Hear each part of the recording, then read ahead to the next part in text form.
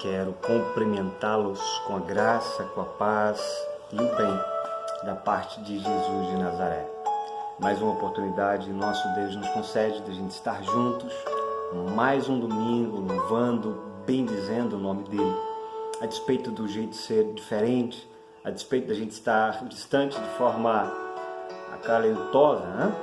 A gente está próximo na oração. Como eu falei há muito tempo, existe um lugar em que eu e você conseguimos nos unir, nos aproximar, e o nome deste lugar é chamado oração. Então, todas as vezes que eu e você nos colocando de joelho, nos sujeitamos ao Mestre, Ele certamente ouve nossas orações e a gente permanece junto em comunhão nesse tempo, orando uns pelos outros, suplicando a Deus para que intervenha no nosso tempo, suplicando a Deus para que restaure a nossa fé, o nosso vigor, a nossa esperança. E isso é o meu desejo nessa noite com você. Eu quero orar com você, quero iniciar dessa forma o nosso domingo. E eu quero te lembrar de Isaías capítulo 40, no verso 31. Aqueles que esperam no Senhor renovam as suas forças, voam alto como águias, correm e não ficam exaustos, andam e não se cansam. Fazendo um paralelo com o nosso tempo, vivem grandes circunstâncias, mas a fé permanece inabalável. Momentos dos quais a gente nunca imaginou que poderíamos viver, que seríamos nós a presenciar isso em nossa história. Mas pode ter certeza, Deus é conosco e não nos permite duvidar. Amém? Quero orar com você para a gente iniciar nossa celebração nessa noite. Pai querido, nós queremos colocar em Tuas mãos as nossas vidas. Te agradecer, Pai, mais uma oportunidade por estarmos juntos. Mais uma oportunidade, Pai, de usarmos este canal como instrumento em Tuas mãos. Mais uma oportunidade, Pai, de nos debruçarmos na Tua palavra, nos debruçarmos na Tua vontade e buscarmos conhecer mais do Senhor, Pai. Tenha misericórdia de nós, oriente o Teu povo, oriente a Tua igreja, oriente nossos governadores, oriente nossos prefeitos, o presidente da República, oriente o nosso país, Pai, para que nós possamos passar por este tempo de tantas dores de forma mais confiante, sair disso tudo com a fé mais arraigada na Tua palavra, e a despeito de tanta dor, de tanta perda, de tanta insignificância que nós estamos vendo, de que somos, nos faça, Pai, perceber a grandeza do Senhor. Não permita que o Teu povo seja chacoalhado de um lado para o outro e duvide da fé que nos mantém firmes. Não, Pai, muito pelo contrário. Que cada dor, que cada perda, que cada choro, que cada lágrima seja convertida, seja transformada em testemunho, em memorial de fé, em exemplo de perseverança e um testemunho vivo de que, a despeito de tudo isso, a gente segue confiando na Tua palavra, no Teu poder e naquilo que o Senhor tem para cada um de nós, Pai. Nós Te louvamos por isso, em nome de Jesus. Amém. Amém. Povo, quero aqui dar continuidade ao nosso momento, né? Da mesma forma como a palavra nos convida, né? Entrem por suas portas com ações de graças, entrem em seus átrios com louvor e deem-lhe graças e bendigam ao Teu santo nome. Palavras do salmista lá no capítulo 100, no verso 4. Nós não entramos pelas portas, às vezes que nós entramos no templo físico. Entramos pelas portas todas as vezes que dobramos o nosso joelho, todas as vezes que voltamos nossos pensamentos a Ele. Então, alegria, regozije, adore, celebre a Deus nesse momento. A palavra ensina que onde há 2 ou 3 reunidos no nome dEle, ali Ele estará. Deus está contigo aí no teu lar, então se prepare para adorarmos ao nosso Deus juntos e vamos caminhar.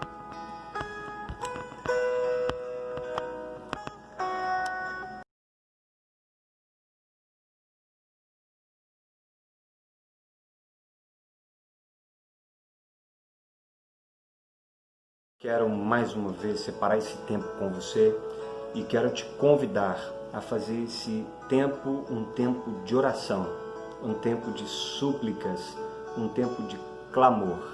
Existe uma diferença muito grande entre essas três palavras: orar, suplicar, clamar.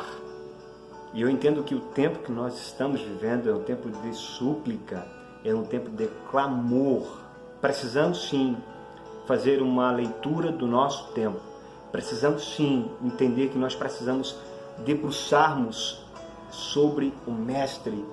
Só Jesus de Nazaré tem o poder de nos fazer perseverar no meio de tanto caos. É tanto cenário, é tanta demanda, é tantas palavras, são tantos pensamentos, são tantas notícias, são tantas questões. E o único que pode nos dar a direção é Jesus de Nazaré.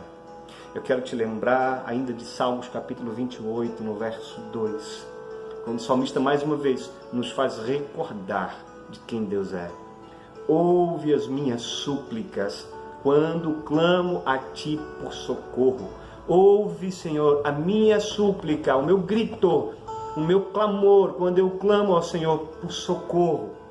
Quando ergo as minhas mãos para o Teu lugar santíssimo, para o Senhor.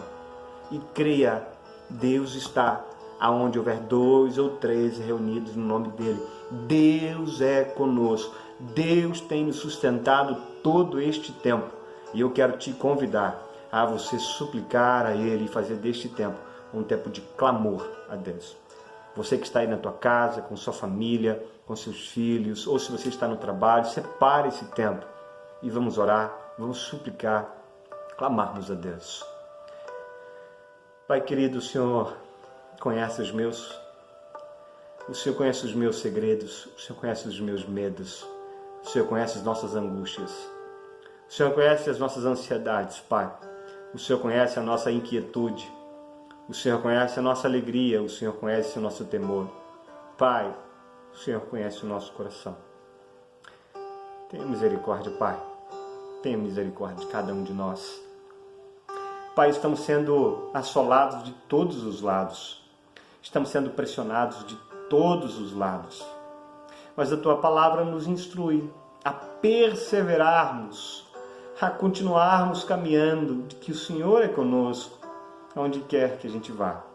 Por isso, Pai, eu faço menção desse momento, em primeiro lugar, para o nosso país, nossa nação, o nosso povo brasileiro, Pai, que carece, sim, de orientação, de direção, de instrução, mas, sobretudo, carece, Senhor, de suplicar ao Senhor e entender quem somos, falhos, pecadores, míseros, pecadores, que são sustentados pela Tua boa mão.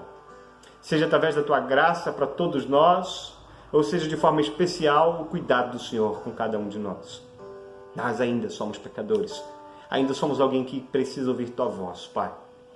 Mostra-nos que tudo isso que nós estamos vendo seja apenas sinal para que nós venhamos ouvir o Senhor, Pai, para que seja apenas um caminho, uma direção, para que o Teu povo se volte para perto de Ti. Se alguém está orando comigo nesse momento, Pai, faça que o coração dele se volte para perto de Ti. Não é o templo, Pai, mas é se voltar para dentro. É para o Senhor, é através da Tua palavra, é através da oração, é através do amor a Deus sobre todas as coisas e amar o próximo como a Ti mesmo. É fazer com o outro aquilo que eu desejo que faça comigo, é entender o Evangelho de uma forma mais ampla e não somente algo que é vivido dentro das 4 paredes, numa vida religiosa, superficial. Não é só isso, Pai. Faça com que os nossos olhos vislumbrem coisas além, Pai, coisas além do que isso. Pai, eu levanto um clamor sobre a vida de cada um dos nossos enfermos, de cada um dos nossos idosos, a começar pela irmã Cecília. Pai, Tua serva que luta com todas as forças, ainda para se manter lúcida, com a fé intacta. Da mesma forma, Tua serva, irmã Imaculada, Pai. Pai, um exemplo de alguém que, a despeito das dores no corpo, segue lutando, perseverando, Pai, sendo ao tempo todo alimentada pela Tua palavra e sendo relembrada tudo que o Senhor já fez um dia na vida dela e continua fazendo naquele hospital, Pai. Seja com ela, Pai, seja com seus filhos, seus netos, com todos que estão suplicando o Senhor nesse momento para que o Senhor intervenha, para que o Senhor cure, para que o Senhor dê uma solução a tudo isso, Pai. Da mesma forma, irmão Rubens, Pai, uma série de exames que segue fazendo, novo tratamento, uma nova esperança, um novo diagnóstico. Seja com ele, Pai. Restaure a saúde dele. Seja com o irmão Jeová, sua esposa. Pai, tenha misericórdia dele. Siga sustentando a saúde. Seja com a vida do Flávio, Pai. Um ex-aluno nosso, mas um homem que carece também dos teus cuidados. Tenha misericórdia, Pai. Restaura-lhe a saúde. Restaure, Senhor, também a fé do teu povo, a esperança do teu povo, a convicção do teu povo. Não deixe a gente se perder neste tempo, Pai. Em nome de Jesus, levantamos um clamor porque confiamos plenamente no Senhor, Pai. Plenamente no Senhor. Plenamente na tua palavra, plenamente naquilo que o Senhor tem, naquilo que o Senhor é, naquilo que o Senhor já disse, já falou através da tua palavra. Nós não queremos ouvir palavras novas, queremos, Senhor, relembrar de tudo aquilo que o Senhor já disse e nós o abandonamos na beira do caminho, Pai. Não permita, mas que a tua palavra seja algo vívido, assim como a tua serva imaculada hoje, Pai, recita a tua palavra de cor, algo que o filho preparou para dizer a ela, e ela, Pai, diz, recita ao seu filho. Isso é um exemplo de exuberância na fé, e nós precisamos viver isso, Pai, em nossas vidas, em nome de Jesus. Que a nação brasileira, Pai, veja o teu cuidado e perceba que esses sinais não é o fim, é o princípio das dores, e é um anúncio de que precisamos nos voltar para perto de Ti, Pai, em nome de Jesus. Amém, amém, amém. Deus te abençoe. Deus siga fortalecendo tua família, tua saúde, tua casa, teu trabalho. Se você está preocupado com suas finanças, com teu emprego, descansa no Senhor. Aquieta. Está preocupado com a sua saúde? Faz o que está ao teu alcance. O que não está, deposite nas mãos do Mestre Jesus. Deus te abençoe. Paz de Cristo mais uma vez. Quero te convidar a você separar esse tempo aí agora de palavra, tempo de reflexão, tempo onde vamos meditar um pouco sobre a palavra do Mestre. Quero fazer desse tempo, desse momento, que você entenda que o conhecimento da verdade gera libertação. Conhecereis a verdade vos libertará.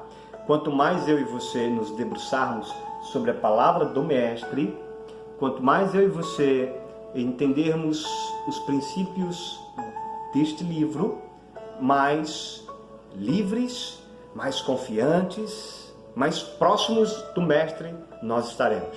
Isso eu quero que você entenda.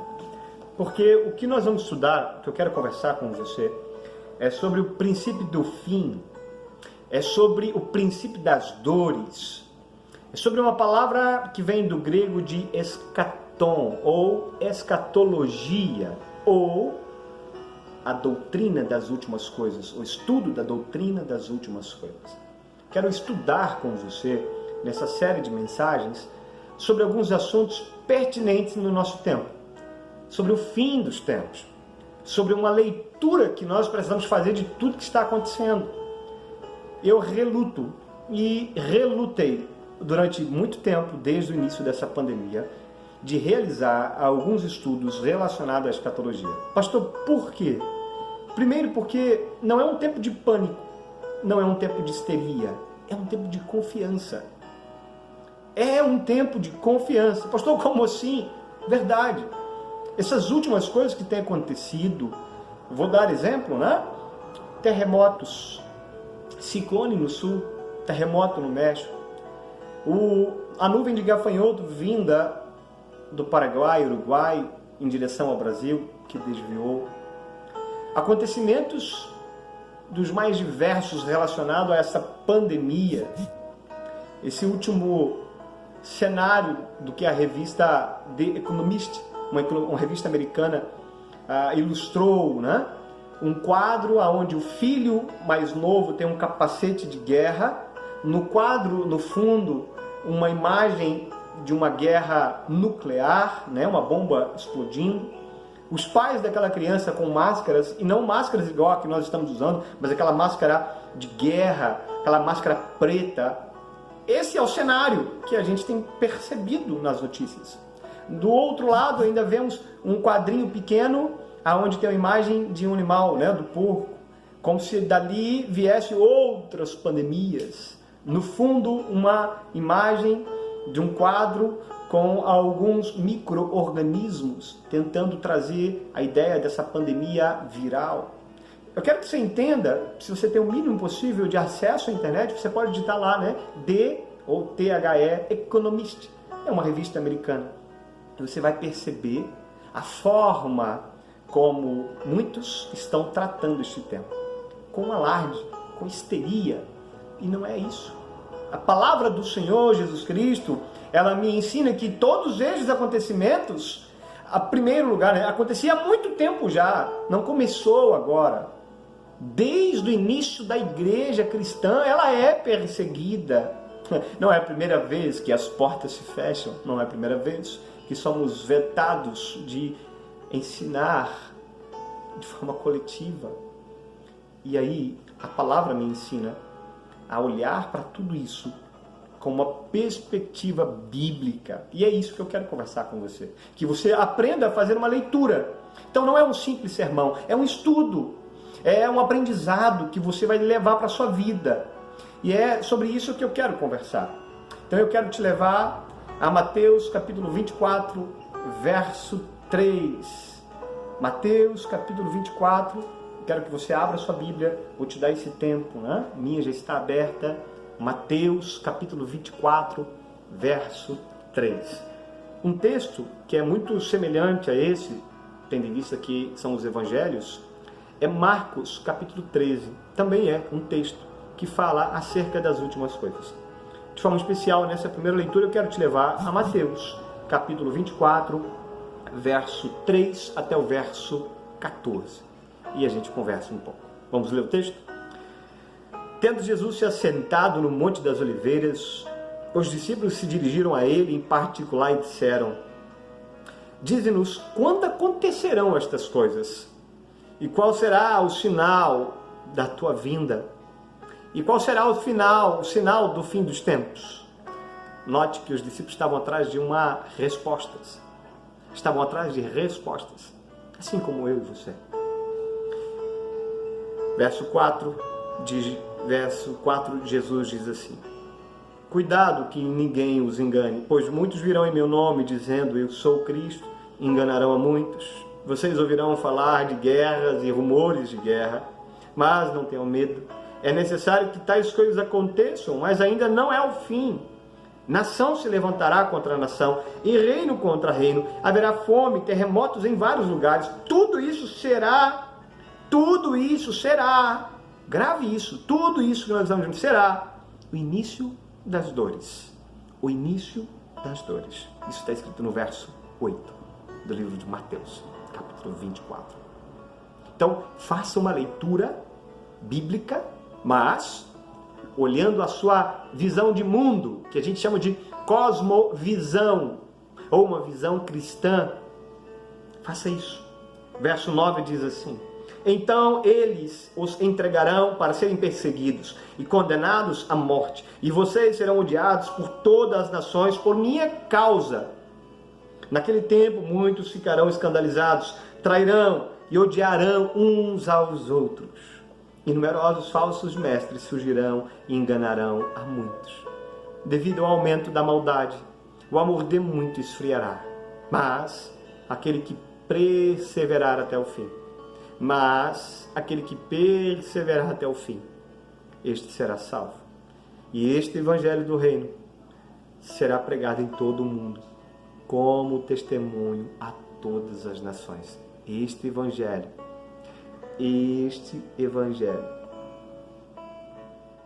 será pregado a todas as nações. E então virá o fim. Percebe? E então virá o fim. Pastor, qual é a dificuldade em fazer uma leitura do nosso tempo numa perspectiva bíblica? É de que o mestre não narra de forma cronológica. Ele não quer dar a data para mim e para você. Não, quer transparecer como isso vai acontecer, quando. E é isso que eu quero conversar com você nesse momento. Um detalhe que chama a atenção é que poucas doutrinas bíblicas, poucos ensinamentos bíblicos têm sido tão mal interpretados, têm sido tão mal discutidos, têm sido tão pouco ensinados como a escatologia. A gente fala de tudo, né? Nós falamos sobre o amor de Cristo de uma forma extraordinária. A gente consegue falar do amor de Cristo de uma forma extraordinária. Talvez a igreja não consiga viver, né? A igreja cristã brasileira não consiga viver no âmago do que é o amor. Mas a gente prega, a gente fala, a gente ensina. Né? Talvez a gente pode até dizer aquilo que Jesus faz, mas não fazer o que ele faz. A gente pode falar do perdão, a forma como ele perdoa, mas não perdoar como ele perdoa. A gente pode até mostrar como ele ama as pessoas, mas não consegue se entregar da mesma forma. Deixar se levar. A gente não consegue fazer aquela pergunta, né? Em seus passos. O que faria Jesus? Bom, a gente fala disso tudo. Mas quando a gente fala das últimas coisas, das doutrinas das últimas coisas, quando eu e você paramos para conversar, né? A gente não consegue ter uma produtividade. E, abre aspas, né? Existe até mesmo uma divisão histórica no meio dos teólogos, né? Eu vou fazer aqui uma separação entre pastor e teólogo, né? A despeito dos dois serem a mesma coisa, nem todos os pastores mergulham tão a fundo na teologia ao ponto de perceberem essas divergências teológicas. Posso ponderar aqui acerca dos últimos acontecimentos, a divergência escatológica sobre milenismo, pós-milenismo, pré-milenismo. Pastor, o que é isso? É só a ordem de como as coisas vão terminar. A gente, no campo da teologia, discute se Jesus virá buscar a igreja antes da grande tribulação ou se Jesus buscará a igreja depois da grande tribulação e aí eu e você vamos passar por grandes sofrimentos. Outros acreditam que não, né? Que no piscar de olhos seremos levados. Outros acreditam que já estamos vivendo esse piscar de olhos e só estamos aguardando a volta do Mestre para derrotar Satanás. E outros acreditam que não, que quando olhamos no livro de Apocalipse acerca dos 1000 anos, alguns acreditam que aquilo é só um mero número, uma mera palavra. Aquilo não é literal, aquilo é só uma comparação, aquilo é só uma forma de olhar o tempo de sofrimento. Bom, eu não estou aqui falando qual é o meu ponto de vista, aqueles que são mais amigos me conhecem, não quero tratar isso, mas eu quero que você entenda que é um tema muito pouco discutido. Por isso que eu me relutei a não conversar sobre ele, inicialmente, no início dessa pandemia, porque eu sei da divergência, eu sei da fragilidade que é o tema. Agora, sobretudo, né, olhando toda essa questão, algo que durante muito tempo sempre foi real, foi a pessoa de Jesus. Ele veio, nasceu, cresceu, viveu, ensinou, pregou, morreu, ressuscitou, mostrou para nós a sua palavra, deixou seguidores e permanece conosco através da pessoa do seu Espírito Santo. E eu creio piamente que Ele está comigo, Ele está com você. Isso é fato. Agora, a gente não se preocupa muito com o retorno. Percebe? Entende isso? A história da vida cristã, a história do mundo, na cosmovisão bíblica, ela não é uma história contínua. A gente chama isso de cíclico. Ela não é um ciclo sem fim. Não, ela termina. Ela acabará. Jesus voltará para nos buscar. A minha pergunta é, estamos preparados para isso? E como pastor, e pastor jovem que sou, como sempre gostei de discutir um pouco de teologia, a gente sempre discutiu muito como vai acontecer, como Jesus vai voltar, virá de forma corpórea ou não, a igreja estará com ele ou não, como será? Essa não é uma discussão sadia. A discussão sadia é, como estou? Estou perseverando até o fim? Minha vida tem demonstrado alguém que vive todos os dias, confiante para que Ele volte. A sua família é um reflexo disso. Isso é visível nas nossas orações, isso é visível todas as vezes que a gente deita com a nossa família. A gente tem essa ideia de que Jesus pode voltar enquanto estivermos dormindo, e a gente, antes de deitar, nos debruçamos nele, confiamos nele, falamos com ele. Percebe? É aqui que eu quero chegar. Talvez eu e você podemos, nesse estudo, ou nesses estudos aos domingos, perceber que nem tudo está no eixo, nem tudo está no lugar que deve estar. Às vezes a nossa vida espiritual está fragilizada, às vezes nossa família está dilacerada, e a gente precisa começar a corrigir tudo isso. Bom, é isso que o Mestre faz com o Sermão do Monte, falando acerca das últimas coisas. O sermão escatológico de Jesus não é para marcar o fim, não é para falar, será nessa data. Não, é para nos prepararmos até lá. Então, todos os sinais, gafanhoto, terremoto, tufão, ciclone, medo, pandemia, tudo, guerras e rumores de guerra, tudo isso é para a gente se preparar, é para a gente se aperfeiçoar, é para a gente se aprimorar. É isso que o Mestre quer. Porque muitos antes de nós viveram momentos semelhantes, e nós vamos conversar sobre isso, viveram momentos até mais angustiantes do que este que nós estamos vivendo, que a despeito de estarmos às vezes isolados, nós temos uma comunicação. Olha, em tempo real vocês me ouvem, então nós não estamos tão assim, diferentes de outros que passaram. É aí que eu quero que você entenda, que nós não somos os únicos. O apóstolo Pedro, na segunda carta dele, ele afirma, tendo em conta, antes de tudo, que nos últimos dias virão escarnecedores com seus escárnios, com suas vergonhas, andando segundo as suas próprias paixões, e dizendo, 2 Pedro capítulo 3, verso de 3 a 5, onde está a promessa da sua vinda? Onde está a promessa do retorno? Porque desde que os pais dormiram, todas as coisas permanecem como desde o princípio da criação. Por que deliberadamente esquecem? Por que a gente para de perceber que Jesus está às portas há muito tempo? Jesus está às portas para você que nesse momento pode ser chamado por Ele, assim como eu posso ser chamado a todo instante. Qualquer um de nós pode ser chamado pelo Mestre. Estamos preparados? Alguns estudiosos, nesse tempo todo, história da vida cristã, sejam pensadores mais modernos, mais atuais, como teólogos como John MacArthur nos Estados Unidos, um grande pastor, como teólogos, como o próprio C.S. Lewis, ainda na época da Segunda Guerra Mundial, foi uma voz de Deus. E outros teólogos também falaram muitas coisas acerca disso. Alguém que recente traz isso para nós são alguns teólogos mais liberais, como Dodd. Dodd fala sobre uma escatologia, sobre uma esperança que já foi realizada, sobre escatologia realizada, afirmando que a volta de Jesus vai se dar por meio da ação da igreja. E dessa forma, é como se a igreja fosse instaurar um reino visível de Jesus aqui. Bom, não estou aqui para a gente discutir teologia, mas quero que você entenda, existem divergências, Um outro, Moltmann, também ensina algo, mas ao contrário, que a gente deve acreditar nessa volta de Jesus como se fosse uma esperança utópica. Como assim, pastor? Como se fosse algo que a gente deve esperar, mas que nunca vai ocorrer. Bom, aqui a gente começa a ver heresia. Percebe?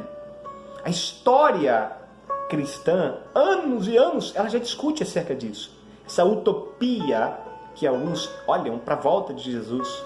Talvez alguns incrédulos, alguns ateus ou que não conseguem digerir um pouco a fé deles, pode até falar para você, pastor, mas há muito tempo os pastores estão dizendo que Jesus está voltando. Eu não creio mais nisso, Enfim, é por isso que muitos acabam construindo esses tipos de pensamentos, porque sempre foi um pensamento difundido.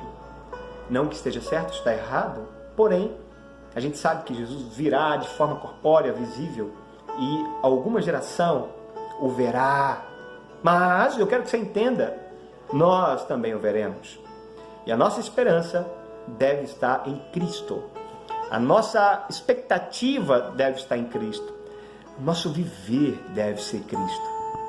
A nossa alegria deve ser o Mestre. Eu quero que você perceba que as palavras dos discípulos nesse texto de Mateus que nós lemos, ela demonstra algum acontecimento anterior. A pergunta seria, pastor, por que Jesus falou desse sermão, né? Por que Jesus ele compartilhou essas palavras, ele ensinou aquelas palavras? Para você entender isso, você tem que ler o verso anterior. Então, te convido, né, para você ler lá no livro de Mateus, o verso 1. Olha o verso 1. Jesus saiu do templo. Jesus saiu do templo.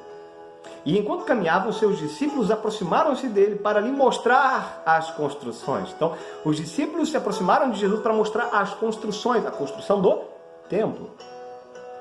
Vocês estão vendo isso? Jesus responde. Perguntou ele. Eu garanto que não ficará aqui pedra sobre pedra. Eu garanto que não ficará aqui pedra sobre pedra. Serão todas derrubadas. Assim como o próprio mestre ensina que em 3 dias reconstruiria o templo, e ele estava se referindo a ele, mas nesse momento especial ele está falando do templo de Jerusalém.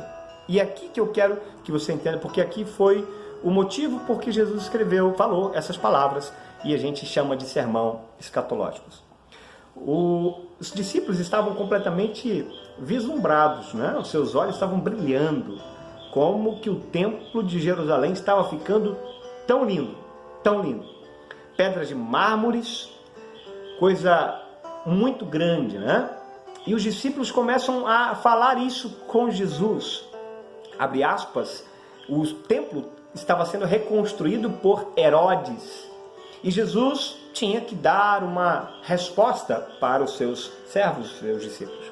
Eu quero então que você entenda que o questionamento dos discípulos nesse tempo, e ouvindo do próprio Jesus, de que todos esses acontecimentos seriam apenas o início do fim, depois de tudo isso, Jesus deixa bem claro para eles que todos esses acontecimentos, Mateus capítulo 24, verso 2, ele fala sobre isso, né? A todos esses acontecimentos, não ficará pedra sobre pedra, tudo seria derrubado. E aí Jesus combate, naquele momento, aquele pensamento dos discípulos acerca de Herodes, que, abre aspas, Herodes era um edomita, né, segundo alguns pesquisadores, e não poderia reinar sobre Jerusalém. Então, como ele estava indevidamente naquele cargo, politicamente, ele massageou o ego dos cristãos daquele tempo. E aí Jesus demonstra que não era. Não deveriam ficar impressionados com aquilo, mas entender que a destruição, o sofrimento, a perseguição estava próximo. Tudo seria derrubado. Talvez aqui Jesus estava ainda deixando claro, né, que não é a suntuosidade, né, não é a beleza dos lugares, do templo, né, que importa, não é aquilo que a gente constrói também em vida que importa, não são aquilo que nós angariamos, acumulamos, mas quem a gente se torna, quem a gente é. Jesus, de alguma forma, deixa esse legado também, né, esse princípio para cada um de nós. E Jesus vai seguir nas suas palavras, falando dos sinais. E é os sinais que eu quero conversar com você agora. O que Jesus tenta, né, passar para nós acerca, quando vai falar dos sinais que marcariam aí o princípio das dores, é que a gente não seja levado de um lado para o outro, que a gente não seja esfriado pelo tempo, é de que sejamos sempre alertas, vigilantes. Isso é o que os sinais devem gerar dentro de você. Quando você ver uma notícia, quando você olhar um cenário caótico ao nosso redor, como tantas coisas que têm acontecido, olhe com temor. Temor a Deus. Não tenha medo dessas circunstâncias, mas que essas circunstâncias façam você correr para perto do Mestre. E isso Jesus deixa implícito. Pastor, quais são os sinais? O que o Mestre começa a tecer para nós? Mateus capítulo 24, se você olhar no verso 5, você vai perceber que Jesus ele dá ênfase à questão dos falsos ensinos, dos falsos mestres, dos falsos profetas, e como se isso fosse um sinal de que o fim está próximo. Mateus capítulo 24, verso 5, diz assim: muitos virão em meu nome, dizendo, sou eu, e enganarão a muitos. E enganarão a muitos. Bom, aí você fala, pastor, aonde? Quem que está nos enganando? Quem que são os falsos profetas hoje? Não é hoje. Sempre houve. Se você olhar em torno de 130 anos depois de Cristo, existiu um homem chamado Bar-Koba. Um homem que se vendia, né, se postulava como Messias, como libertador, como salvador. E foi líder, né, de uma grande rebelião contra os romanos e estava dizendo que era o libertador. Bom, homens como ele existiu, existirá até a volta de Jesus. E eu e você só precisamos estar afirmados nele. E olha que eu não estou falando aqui, né, de homens falsos profetas como Henri Cristo, alguém que você conhece, né, de uma forma bizarra, com uma linguagem bizarra, demonstrando ser o Messias. Não são esses os falsos mestres apenas, mas muitos que usam a palavra em benefício próprio, muitos que usam a Bíblia Sagrada para fim eleitoral, para fim político, para fim de poder, de angariar para si poder, para a questão de enaltecer o seu ego. Essas pessoas, né, serão instrumentos na mão de Satanás, para que o sinal seja evidenciado. Então, cuidado. Jesus descreve as características nesse verso 5. Bom, primeiro que seriam muitas pessoas viriam como se fossem ele.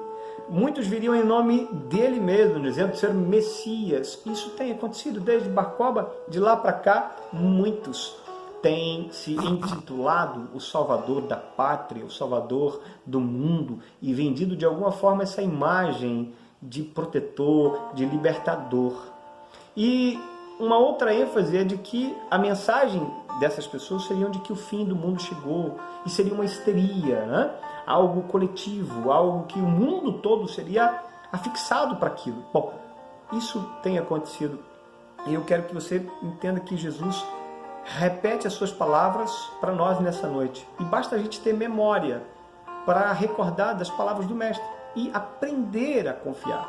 Jesus adverte os seus discípulos a ter cuidado para que não sejamos enganados. Jesus não faz esse alerta à toa. Jesus não coloca palavras ao vento. Não é à toa que o Mestre fala acerca dos falsos mestres, da perseguição. Não é à toa que Jesus fala dos falsos ensinos. Isso tem acontecido aos montes. Um segundo ponto que eu quero caminhar com você, que Jesus também nos alerta em Mateus capítulo 24, mas agora lá no verso 6, olha comigo, Mateus capítulo 24, verso 6, diz assim: vocês ouvirão falar de guerras e rumores de guerra, mas não tenham medo, é necessário que tais coisas aconteçam. É necessário que tais coisas aconteçam. Mas ainda, e aí é o mas ainda, né? É o já e ainda não. Mas ainda não é o fim. Bom, o Mestre estava preparando os seus discípulos para guerras, para perseguições, para momentos que seriam testados a fé de cada um deles. Pastor, isso hoje é real. Sim, hoje é real. Mas naquela época também era real. E aí, eu quero que você entenda que esses sinais, como eu estou dizendo, não é uma histeria. A gente não deve olhar para tantas essas coisas e ficarmos ansiosos, ofegantes. Eu sou alguém ofegante. Eu sou alguém ansioso, que o tempo todo precisa ser lembrado por Deus de que Ele está comigo. Eu sei que você também. Então entenda que esses conflitos, esses rumores de guerra, Terceira Guerra Mundial, Segunda Guerra Mundial, Primeira Guerra Mundial, Hiroshima e Nagasaki, Guerra do Vietnã, Guerra do Petróleo na Ásia, Venezuela, guerra através dos ditadores e tantas outras.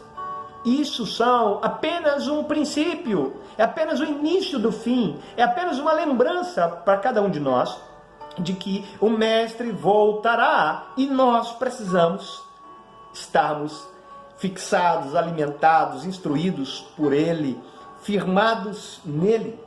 Não tenha dúvida que as guerras trazem medo, trazem temor, trazem angústia, trazem um sentimento de fragilidade, porque você percebe que nós não somos nada, nós não somos nada. E olha, nosso tempo, assim como tantos tempos para trás, o povo sempre gostou de disputas étnicas, né? Por raça, por credo, por ideologia. E muitos pegaram em armas para defender suas ideologias do seu país, ideologia da sua religião, né? do seu pai na fé. Então eu quero que você entenda que isso o Mestre sempre usou, sempre mostrou para nós. Na Europa, 2 grandes guerras aconteceram durante um período de 30 anos. Dá para entender isso? Em 30 anos nós vemos 2 períodos grandes de guerra. Então o mundo gosta de guerra, o mundo continuará em guerra e grandes acontecimentos ainda seguirão. Agora, a nossa fé deve estar alicerçada em Jesus, em Jesus. Se eu e você olharmos para o livro de história, e aí eu estou falando livros de história de forma geral, nesses últimos 300 anos, mais de 300 guerras aconteceram, grandes e pequenas, com grandes potências mundiais até as pequenas potências, países insignificantes. Eu posso falar aqui, talvez da África, conflitos que acontecem dentro daqueles territórios e são pequenas guerras, pequenos povos que guerreiam entre si e pessoas sofrem. E há cristãos lá também, há homens e mulheres que também servem ao Mestre lá também. E aí é isso que o Mestre está tentando nos dizer. Tudo isso é o princípio do fim. Se eu e você vemos isso, não tenha dúvida, não duvide do amor de Jesus, da segurança em Jesus, como se Jesus tivesse nos abandonado. Não! Tudo isso é necessário, tudo isso vai acontecer. Na época de Jesus existia uma palavra chamada Pax Romana, né? Um período de paz, e tudo estava muito tranquilo para aquele período. Mas 40 anos depois, grandes guerras começaram a surgir e bagunçaram tudo por lá. Em apenas 4 anos, em apenas um ano, 4 imperadores foram colocados e foram derrubados, foram colocados e foram derrubados. Tudo por guerra. Depois de Jesus. E Jesus já tinha falado, não se assustem, vocês vão presenciar, vocês vão ver. E Jesus o tempo todo está afirmando para mim, para você, que ainda não é o fim, que é através das guerras, vai vir sim. O homem vai ser mais amante de si mesmo, será ganancioso, será egocêntrico, será hedonista, voltará para si. Mas pode ter certeza, o Mestre não nos abandona. Essa é o sinal, um dos sinais do fim. E aí quando eu e você olhamos para a televisão e vemos, né, esses rumores de possíveis guerras, isso será, meu filho, minha filha, minha ovelha, meu amigo e minha amiga, algo muito real. Para mim, para minhas filhas, para meus netos.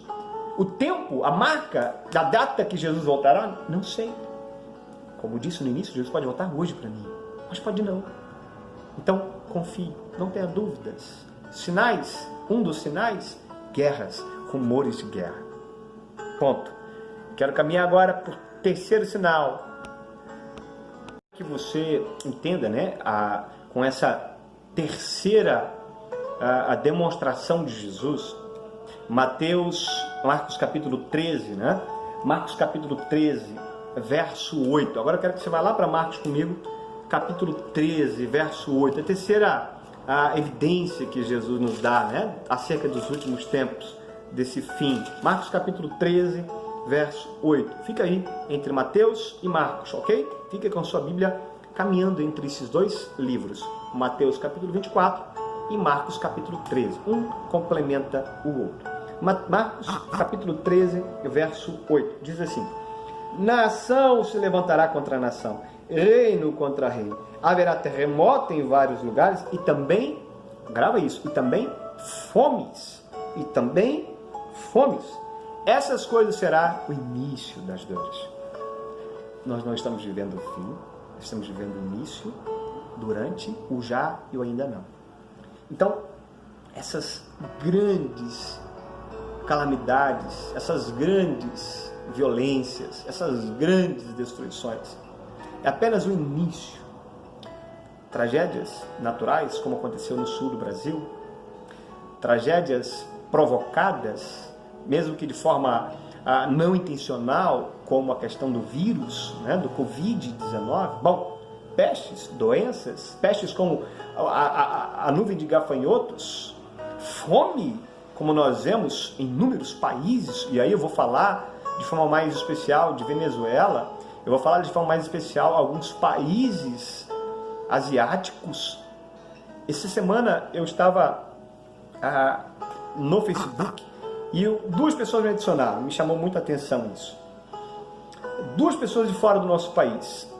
Eu criei um laço, Elias Maguri, um jovem que mora na África, um africano, na cidade de Mambesa, e um jovem de 28 anos que é cristão, está pregando o evangelho a uma vila. Isso me chamou muita atenção. Uma vila que ainda não ouviu falar de Jesus, uma vila que não fala a língua dele. Então ele, um jovem africano de Mambesa, a 1.800 quilômetros de Maputo, está lá para falar de Jesus. Mas algo que me chamou a atenção é que na Índia, no interior, um outro homem me adicionou. Eu não vou me recordar o nome dele, posso pesquisar depois para colocar na descrição. Mas esse homem me falou acerca do sofrimento que a igreja cristã está vivendo lá. E ele não fala português, eu tive que fazer uma tradução, né, usando o Google, não sou bom no inglês. E aí ficou evidente isso, até coloco alguns prints depois, falando da necessidade de alimento. Eu falei, poxa, como pode, no ano de 2020, com tanta facilidade que a gente tem? Eu falei com o Maguri, né, de transferir um crédito para o aparelho dele, o celular, para ele falar conosco, né, igreja aqui no Brasil. Como pode um país ver fome? Alguém que é cristão percebe isso, é isso que eu quero que você entenda. Essas calamidades serão mais próximas de cada um de nós todos os dias. A gente fala de fome, fala, o mundo não há fome. Sim! A ONU, ela ensina para nós que diariamente 800 milhões de pessoas, grava isso, 800 milhões por dia de pessoas, diariamente, passam por algum tipo de privação de alimento, passam por algum tipo de necessidade. Então, a fome é real. A fome é real. Eu não vou muito longe, eu vou falar da minha cidade. Eu vou falar da minha cidade como pastor. Eu vou fazer 3 anos, hoje é dia 5 de julho, dia 9, dia 8 eu faço 3 anos como pastor nessa cidade e sei de famílias que passam necessidades. Então entenda, isso é algo real. De 1964 até 1994, houve mais terremotos do que todos os séculos passados. Não só fome, mas terremotos. Não só terremotos, mas pestes. Peste bubônica, H1N1, lembra? A gripe espanhola, lembra? Olha os livros de história. Será que eles lá também não pararam para repensar que tudo isso é o fim também, assim como nós hoje? Toda a Terra, todo o planeta, todo o cosmos, tudo aquilo que Deus criou com tanto amor, está em convulsão, está sofrendo. O apóstolo Paulo ensina isso. Até a natureza geme e clama a volta de Jesus. Então, espera-se, quando a gente olha, né, para a história dos Estados Unidos, a gente espera um terremoto que é muito esperado por muitos estudiosos, né, arqueólogos, e que estudam a questão das placas tectônicas, né, de que sim, haverá uma época nos Estados Unidos, daquela região, de grande deslocamento de terra. Olha, tudo isso já é previsto, e tudo isso é história, não é história bíblica somente, mas história também narrada, história humana. Eu quero que você entenda que todas essas dores, todas essas calamidades, de alguma forma, vai vir sobre nós, e o que não pode faltar em nós é a nossa confiança no Mestre. Ainda na mente dos discípulos, quando Jesus fala aquelas palavras, depois de Jesus ascender aos céus, né, de morrer e ressuscitar e deixar o Espírito Santo, anos mais tarde houve fome na Judéia. Os discípulos presenciaram isso, o livro de Atos demonstra isso. No ano 70, 2 cidades foram derrotadas, foram destruídas, foram aniquiladas, guerras, então fome, guerra, tudo presenciado pelos discípulos. No século XIX, aí eu já estou falando de nós, Ocorreram mais de 700 tremores de terra. Dá para entender? Então, terremotos está ao tempo todo ao nosso redor. Então não é só aquele que nós presenciamos momentaneamente, né, nesses últimos dias no México, mas tudo isso, Mateus capítulo 24, verso 8 ensina, é o princípio das dores. O mundo não acabará com essas coisas, mas essas coisas são a demonstração do fim. Essas coisas demonstram e ratificam o poder de Jesus, que Jesus nasceu, viveu, cresceu, ensinou, morreu, ressuscitou e voltará para nos buscar. Essas coisas, se cumprindo, demonstram o poder de Jesus. E logo, também deve demonstrar a nossa insignificância, a nossa, a sua, a minha. Não somos nada. Ora, se tudo isso está se cumprindo, é um tempo da gente se voltar. Então, volte-se. Volte-se. Hoje, talvez, mais uma vez eu quero te lembrar, é um tempo de se refletirmos sobre a nossa fé e voltarmos aos pés de Jesus. Um quarto ponto que Jesus deixa claro para nós será a perseguição nos últimos dias acerca do povo de Deus. Perseguição. Bom, Mateus capítulo 24, agora já no livro de Mateus, no verso 9, diz que vos entregarão aos tribunais e sinagogas. Ora, nós estamos sendo o tempo todo perseguidos. Pastor, nós não estamos não, está muito bom, muito tranquila a quarentena. Bom, está tranquilo talvez aqui, no nosso estado, em outros não. Alguns estão em lockdown até hoje, o Ceará está em lockdown. Eu vou dizer para você, nunca antes na história, tantos cristãos foram mortos como na cortina de ferro, à época na Rússia, e como a cortina de bambu ainda na China. Foram conflitos que aconteceram, conflitos étnicos, conflitos culturais, conflitos políticos, eram guerras, né? Mas cristãos foram mortos de uma forma jamais vista. Então, perseguições, mortes, serem entregues aos tribunais, porque somos cristãos, é algo que até hoje existe na Coreia. Um país fechado. Não só lá, China, alguns lugares, alguns lugares que ainda são fechados lá dentro ao Evangelho. Eu quero voltar um pouco na história e lembrar talvez de John Hus. Eu preguei sobre a vida desse homem, um precursor do Evangelho. John Hus, um homem que se entendeu olhando como pecador e se entrega ao mestre e vai contra os princípios da igreja naquele momento, e ele é morto, ele é condenado a uma morte na fogueira por isso, e quando ele estava subindo as escadas da rampa que iria pular, né, para cair na fogueira, ele sobe cantando. Me explica. Para ele, Jesus não estava voltando?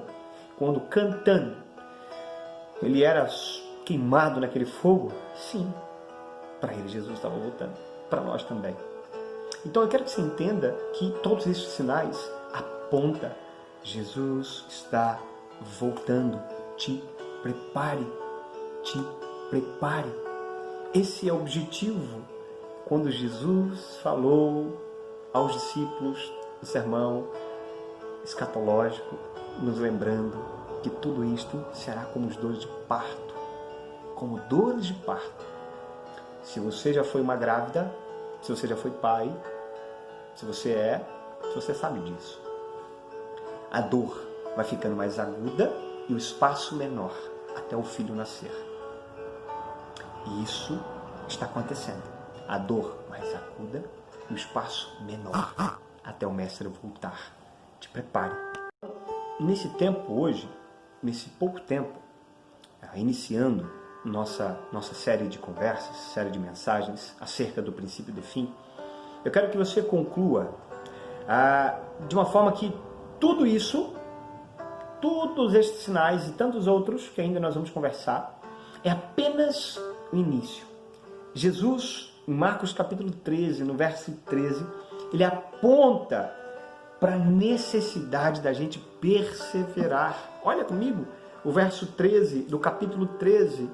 Todos odiarão vocês por minha causa, mas aquele que perseverar até o fim, este será salvo.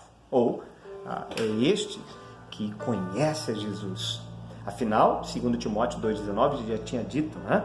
E o Senhor conhece aqueles que são seus. Então, concluindo, Jesus espera de nós perseverança. confiança nas promessas dele. Momentos como esse que nós estamos vivendo, de perseguição, de oposição, é muito simples a gente se perder no meio de tanta angústia, de tanto medo, de tanta ansiedade. E talvez desistir, parar de lutar, para a gente ter uma fé saudável, para a gente ter um relacionamento com Jesus saudável. Porém, eu quero que você se recorde que a nossa fé não é daqueles que correm, daqueles que abandonam, mas é daqueles que ficam até o fim. Olhemos para os nossos pais na fé, que insistiram para que a gente crescesse, insistiram para que a gente conhecesse a Cristo e até o fim perseveraram. Olhe para o apóstolo Paulo, olhe para o apóstolo Pedro, olhe para Tiago, mártir do Evangelho, perseverou. Olhemos para Estevão, um homem que foi apedrejado, mas com seus olhos fitos em Jesus. E Jesus o recebe em pé aos céus. É perseverança que a gente precisa. É confiança em Cristo que a gente precisa. Fé inabalável. Confiemos na pessoa de Jesus. Os acontecimentos, sim, os acontecimentos servem para nos deixar alertas, preparados, cautelosos. Marcos capítulo 13, verso 5 ensina isso. Vede que ninguém vos engane. Então, cautela. Esteja preparado para tantos acontecimentos que ainda nos seguirão. Não fique impressionado com as notícias. Muitos antes de nós viveram coisas piores. Mas, se tem algo que não pode ser negociado, é o valor da nossa fé. Algo que, concluindo, fica claro para nós, duas opções. Se você é alguém que não conhece Jesus, que não entregou sua vida a Jesus, bom, aí no teu lar, na tua casa, na tua sala, no teu quarto, você pode buscar se entregar e confessar com a tua boca que Jesus Cristo é Senhor. E olhe para esses sinais como um cumprimento de tudo aquilo que Ele é. Falou, está se cumprindo, não tenha dúvidas. Abra a Bíblia e você a verá. Marcos capítulo 13, Mateus capítulo 24, livro de Daniel e as promessas que se cumpriram, que já se cumpriram e outras que se cumprirão. Confie no Mestre, entregue a sua vida, nasça de novo, viva com uma outra perspectiva, viva com outros óculos, né? Às vezes a gente enxerga a vida meio embaçado, mas quando o Mestre habita o nosso coração, a gente olha com outros olhos. Então olhe esse cenário caótico com outros olhos, com os olhos do Mestre. Confie, não titubeie. Agora, se você é cristão, e aqui minha segunda palavra para você, renove a sua fé. Tempos de grandes dores, grandes frustrações, grandes decepções, grandes medos e grandes ansiedades, é sim um cenário para o aperfeiçoamento da fé, mas também é um lugar onde muitos desistem. Muitos desistem. Talvez aqui eu lembro daquele filme, né? Até o Último Homem. Um soldado americano que luta até o final para salvar todo o seu comboio, todo o seu pelotão, e salva um por um, porque ele confiou naquilo que Deus tinha colocado no coração dele, que ele iria estar ali para salvar aquelas vidas. E eu e você estamos aqui para isso. Que Deus restaure o seu coração, que Deus renove a sua fé, para que você salve cada um que esteja ao seu redor. Não seja alguém que vá somente propagar notícias ruins que nós estamos vendo nos noticiários, nos jornais, na internet, em tantos lugares. Mas compartilhe coisas boas, compartilhe do Evangelho de Jesus de Nazaré. Que as nossas palavras sejam 100% Jesus. Jesus. E quanto mais você se aproximar da palavra dele, mais perto do propósito dele você estará na sua vida. Não tenha dúvida disso. Deus te abençoe. Que a graça, que a paz e o bem da parte de Jesus inunde o teu coração. Pai, obrigado, Senhor. Obrigado pela tua santa palavra, por aquilo que o Senhor é, por aquilo que o Senhor faz. O Senhor é belo. Tua palavra penetra os nossos corações e nos mostra qual caminho seguir. Que este cenário todo que nos cerca, Pai, não seja motivo para desanimarmos, mas uma grande razão para confiarmos ainda mais no Senhor. Se alguém orou comigo, Pai, entregando as suas vidas ao Senhor, que o Senhor habite o coração dela e use pessoas, use a tua igreja, use a liderança, use gente para salvar gente, porque nós precisamos disso, Pai. É um tempo de muita dor e nós precisamos estar unidos em prol do teu evangelho, Pai, em prol de vidas, em prol da propagação da mensagem que salva, o evangelho de Jesus de Nazaré. Dê paz aos nossos corações, Pai. Dê paz aos nossos corações. Deus abençoe cada um de nós. Em nome de Jesus. Amém. Semana abençoada, meu querido. Semana repleta das bênçãos da parte de Jesus sobre a tua vida. Deus te abençoe. Fica nesse finalzinho aí conosco, ainda com algumas canções. Deus te abençoe.